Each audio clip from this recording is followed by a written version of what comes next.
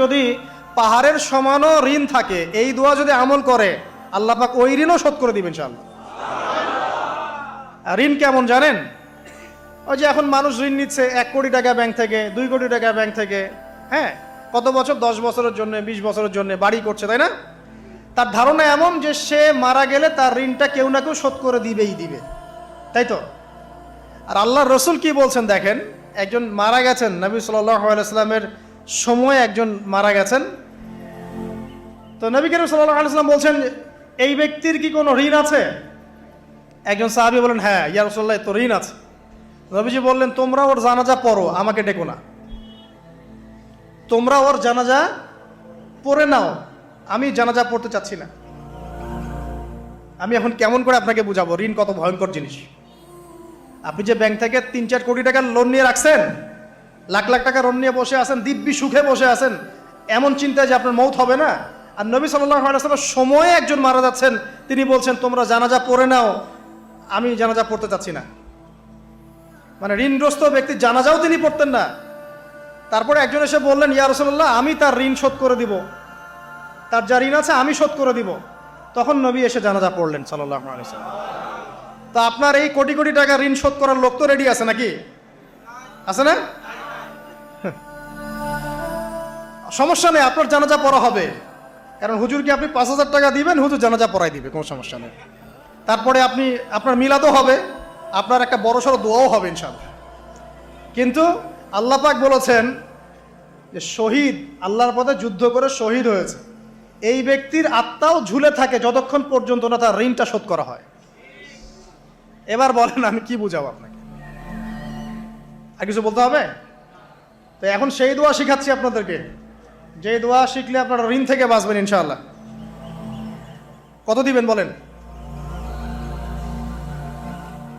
আচ্ছা, হ্যাঁ, এই তো শুকরিয়া। দোয়া করবেন যেন আল্লাহ পাকের দিনটাকে আল্লাহর জমিনে প্রতিষ্ঠা করতে পারে। আমার সাথে বলেন, দোয়াটা হচ্ছে আল্লাহুম্মা ইকফিনি বিহালালিকা আন হারামিকা ওয়া আগনিনি বিফদলিকা আম্মান সিওয়াকা। এই দোয়াটা ছোট না, এটা মুখস্থ করবেন, সেজদায় পড়বেন, নামাজের সেজদায় পড়বেন, আত্তাহিয়াতু দরুদ শেষ তারপরে পড়বেন, নামাজ শেষে হাত তুলে করবেন, যখন তখন শেষ রাতটা করবেন। ইনশাআল্লাহ দেখবেন আপনার ঋণ বলতে কিছু থাকবে না ইনশাআল্লাহ। যদি থাকেও, বড় কোনো ঋণ থাকেও, আল্লাহ পাক অন্য কোনো মাধ্যমে এটা শোধ করার ব্যবস্থা করে দিবেন ইনশাআল্লাহ। ইনশাআল্লাহ। যে দারিদ্রতা দূর করতে চান, সচ্ছলতা চান, কয়েকটা কাজ করেন। এই যে বললাম, 1 নাম্বার সূরাতুল ওয়াকিয়া তেলাওয়াত করেন, 5 ওয়াক্ত নামাজ জামাতে পড়েন, ডেইলি কিছু সময়ের জন্য কোরআন তেলাওয়াত করেন, আর আল্লাহর কাছে রিজিক চান, জিকির বেশি বাড়ায় দেন। পারবেন না ইনশাআল্লাহ? আমার জীবনে এমন ঘটনাও ঘটেছে, এটা এখন গল্পটা মনে পড়ে গেল তাই বলছি, যে 1,20,000 টাকা ঋণ আছে আমার, শোধ করার কোনো অপশন নাই আমার কাছে। আমার চোখে ধরা পড়ছে না যে 1,20,000 টাকা আমি কেমনে দিব। কি হলো, হঠাৎ করে আমরা একটা সার্কুলার দেখলাম যে সারা বাংলাদেশে ইসলামিক ট্যালেন্ট খোঁজা হচ্ছে। 2000, এটা মনে হয় 17 কি 18 সালের কথা, হ্যাঁ 18 না, আচ্ছা 18। তো হ্যাঁ, আলোকিতকে। তো এখন আমার ওয়াইফ বলছেন যে আপনি এটাতে অ্যাপ্লাই করেন। আমি অ্যাপ্লাই করবো, এটা তো আলেম ওলামাদের প্ল্যাটফর্ম, আমি এখানে জেনারেল থেকে আসা মানুষ কেমন করে কি। তো সে বলছেন না, আপনি পারবেন ইনশাল্লাহ, আপনি পড়াশোনা করেন, ইনশাল্লাহ পারবেন। তো আমি দেখছি আগে প্রাইস কি আছে, কষ্ট তো করবো, আগে দেখি পুরস্কারটা কি। তো পুরস্কারটা দেখছি যে একটা ওমরা করাবে।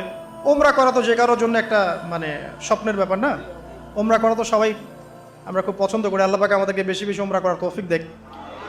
আর লেখা আছে যে ফার্স্ট প্রাইজ 3 লাখ টাকা, second prize 2 lakh, third prize হচ্ছে 1 লাখ টাকা। তো ছিল, আচ্ছা ঠিক আছে। তখন আমি একটা জবও করি, আমি কিন্তু চাকরিও করেছি এক সময়। তো এখন জব ছেড়ে দিলাম, জবে থাকলে আমার এখন পড়াশোনা হবে না।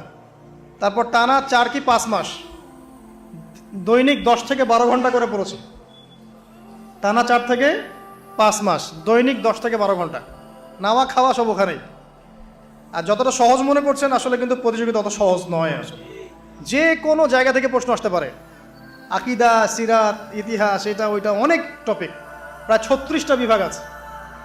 তো আলহামদুলিল্লাহ কিভাবে জানি আস্তে আস্তে উঠতে পারলাম। গিয়ে দেখলাম যে হ্যাঁ, টিভি রাউন্ডে চলে গেছি। আমি তেমন কিছুই করি নাই, আমি শুধু পরিশ্রম করেছি, আল্লাহর কাছে বেশি থেকে বেশি দোয়া করেছি যে আল্লাহ, আমার ঋণ আছে, ঋণ শোধ করতে হবে একটা।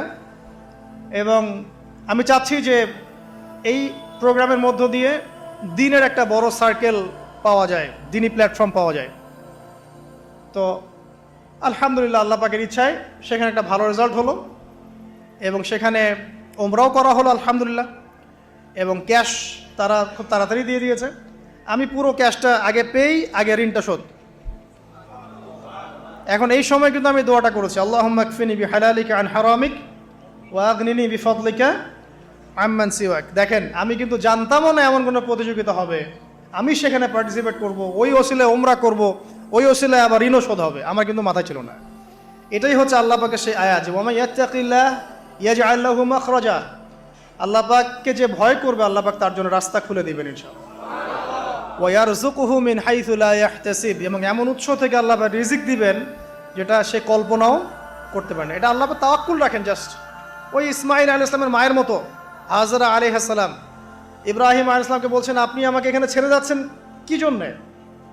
ইব্রাহিম বলছেন, আল্লাহর আদেশে।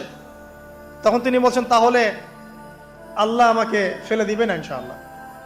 সেই মায়ের গর্ভ থেকে ইসমাইলের মতো সন্তানের জন্ম হলো, যেই সন্তানকে বাবা বলছে যে আমি তোমাকে জবাই করছি, স্বপ্নে দেখেছি, ফানজুর মাদা তারা, তোমার রায় কি? সে বলছে, ইয়া আবাতি ফাআল মা তু'মার, আপনাকে যে আদেশ করা হয়েছে আপনি সেটাই করেন। সাতাজিদুনি ইনশাআল্লাহু মিনাস সাবিরিন, ইনশাআল্লাহ আপনি আমাকে ধৈর্যশীল পাবেন। দেখেন কোন মায়ের গর্ভ থেকে কোন সন্তান। তাকে কি বাবা মানুষ করেছিলেন?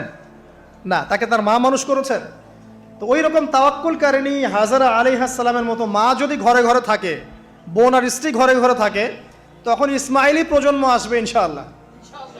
আর আমাদের মতো এই যে এখন দেখছেন না কি হচ্ছে, মারামারি, কাপড় খোলা, কাপড় ছোট, ব্লাউজ সারাসারি, কি চলছে মাশাআল্লাহ। মানে কি যে চলছে ভাই জগতে এখন, বলতেও গা গিনগিন করে, ভাবতেও গা গিনগিন করে। কিছু কিছু নসিহত করব, এটাতেও মন থেকে একটা বাধা চলে আসে যে আসলে কি করব, কি বলবো। মানে একটা বিষয় থাকে না যে পরিস্থিতি এমন খারাপ যে কথা বলার ভাষ্য থাকে না এমন একটা, যে আপনি হতবাক হয়ে গেছেন, বাকরুদ্ধ, যে আর কি বলবেন। এখন এই বাকরুদ্ধ হওয়ার সময় চলতেছে, বাকরুদ্ধ হওয়ার সময়, মানে বলার আর কি নাই, কিছু নাই, কি বলবেন। আস্তে আস্তে কাপড় খুলতে খুলতে খুলতে খুলতে খুলতে খুলতে এখন বিকিনি পরে ঘুরতে চায়। এন্ড বলে যে কয়দিন পর বিকিনি পরেই ঘুরবে। দেখেন, মানে ওরা চায় যে পশ্চিমারা যেমনে চলে অমনেই চলুক সবাই। ওটা কি লজ্জাশীলতার পরিচয় হলো? আশ্চর্য একটা বিষয়।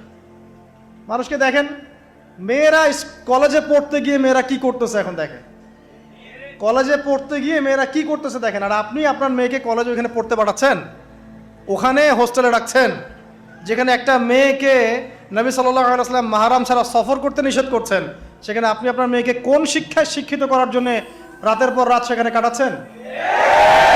আর তারা নিজেরাই বলছে যে মেয়েদেরকে ফোর্সফুলি যৌন কাজে বাধ্য করা হচ্ছে।